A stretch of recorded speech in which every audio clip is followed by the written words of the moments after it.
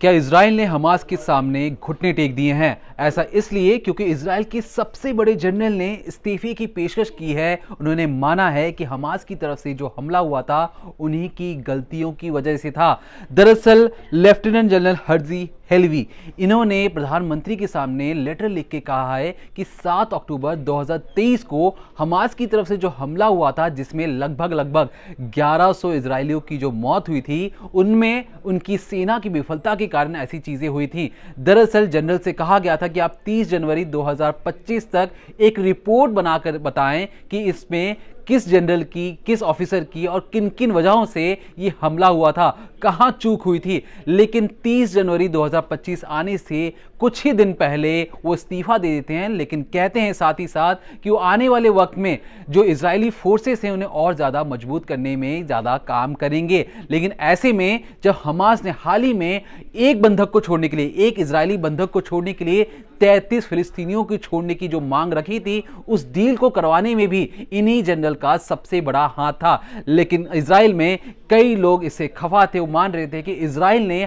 Hamas के सामने घुटने टेक दिए हैं, इसलिए हमास पर हमला ना कर कर इजराइल अब बातचीत में लगा है। इजराइल अपने एक बंधक को छुड़वाने के लिए लगभग 30 से ज्यादा फिलिस्तीनी बंधकों को छोड़ने की पीछे लग चुका है। अब लेकिन जनरल का यह भी कहना है कि जो उनके एजेंडे में जब वो इस्तीफा दे देंगे, उनका कहना है कि वो 6 मार्च 2025 तक इस्तीफा दे देंगे। लेकिन उससे पहले 6 मार्च 2025 से पहले वो 94 बंधक, जो इजरायली बंधक हमास के कब्जे में हैं, उन्हें किसी भी तरीके से वापस लाना चाहते हैं। उनका यह भी कहना है कि अगर सरकार चाहे तो गाजा में जो हमास का राजनीतिक नियंत्रण है उसे बिल्कुल उखाड़ फेंकने की तैयारी में है। बस सरकार की तरफ से हां हो तो बस वो आगे बढ़कर अपनी सेना की मदद से वहां पर हमास की जो राजनीतिक नियंत्रण है उसे उखाड़ फेंकेंगे। लेकिन साथ ही साथ उन्होंने ये भी कहा कि वो इस्तीफा तो दे रहे हैं, वो मान रहे हैं कि उनसे गलतियां हुई थी और हमास ने जो हमला किया उसमें जिस तरीके से इजरायली नागरिकों की जो मौत हुई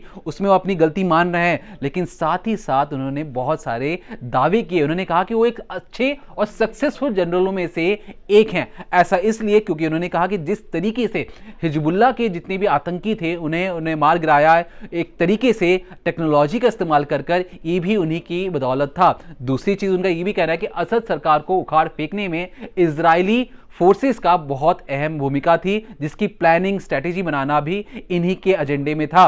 तीसरी जो चीज है कि मिडिल ईस्ट में जो जितने भी अलग अलग तरीकों से इजराइल पर हमला करने की जो कोशिशें थी उन्हें नाकाम करने के लिए जनरल की जो प्लानिंग थी वो अच्छी तरीके से कारगर साबित हुई है। चौथी जो सबसे अहम चीज है, इजराइल जिसे अपना नंबर 1 दुश्मन मानता है वो है ईरान की नाक में दम करना, ईरान की सारी मिसाइल अटैक को फेल करना, ईरान की न्यूक्लियर साइट्स पर हमला करना, ईरान को रोक के रखना। जनरल ने ये सारी चीजें कही कि एक साथ वो कई फ्रंट्स में लड़ाई कर रहे थे, हमास से लड़ाई करना, हिजबुल्लाह से लड़ाई करना, ईरान की नाक में दम करना, ईरान को रोक के रखना और मिडिल ईस्ट में जितने भी जो प्लानिंग या जो दुश्मन थे उनको नाकाम करना। इन सब चीजों की प्लानिंग को साथ ही साथ कर रहे थे। लेकिन इसके बावजूद वो ये मानते हैं कि हमास ने जो 7 अक्टूबर 2023 को जो हमला किया उसमें सिर्फ और सिर्फ उन्हीं की सेना की गलती थी, उन्हीं की गलतियों की वजह से ये सारी चीजें हुई हैं। इसका मतलब साफ तौर पर है कि इजराइल की सबसे बड़े जनरल, सबसे बड़े योद्धा ने अपने घुटने टेक दिए हैं और माना है कि उन्हीं की गलतियों की वजह से ये सारी चीजें हुई थी। लेकिन फिलहाल के लिए जो बातचीत का जो दौर चला है, उस बातचीत के दौर में यह फैसला हुआ है कि जो इजरायली बंधकों को छोड़ने के लिए कम से कम 33 फिलिस्तीनियों को छोड़ा जाएगा।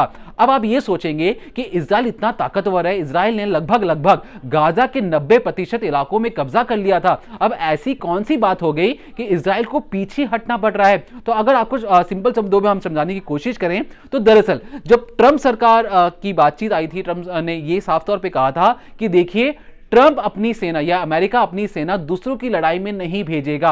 अब जिस तरीके से बेंजामिन नेतन्याहू की सेना को अमेरिका का फुल सपोर्ट था, लेकिन ट्रंप ने यह भी कहा था कि मेरे शपथ लेने से पहले हमास को सारे जितने भी इजरायली बंधक थे उन्हें छोड़ना पड़ेगा।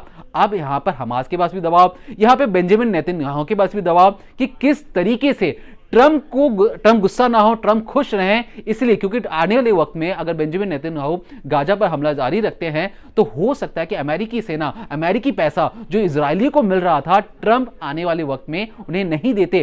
तो यह सबसे बड़ी वजह मानी जा रही है कि जिस तरीके से ट्रंप ने अपनी बातों से जाहिर कर दिया था कि वो आने वाले वक्त में लड़ाई नहीं होने देना चाहते हैं, वो दूसरी लड़ाई में नहीं पड़ना चाहते हैं, और कहीं ना कहीं यह दबाव काम कर गया। बेंजामिन नेतन्याहू ने ठीक ट्रंप के शपथ से पहले पहले ये मान लिया कि वो अपनी सेना के युद्ध विराम के लिए तैयार हो चुके हैं। जो बंधक हैं उन्हें छोड़ने का फैसला भी कहा गया है, और लगभग 45 दिनों के अंदर, 1.5 महीने के अंदर चरणबद्ध तरीके से 94 इजरायलियों को छोड़ा जाएगा, जिसके बदले जो इजराइल है लगभग 2000 फिलिस्तीनियों को छोड़ेगा अपने 94 बंधकों को छुड़वाने की एवज में। अब आप समझ चुके होंगे कि क्यों इजराइल घुटने टेक रहा है, कि उन्हें लग रहा था कि अमेरिकी उनकी मदद करेंगे, लेकिन अमेरिकियों ने साफ तौर पर मना कर दिया है कि अब आने वाले वक्त में वो पहले की तरह खुलकर पैसों से, हथियारों से आपकी मदद नहीं करेंगे। और शायद इसलिए आप जो तस्वीरें देख रहे हैं कि हाल ही में जो हमास ने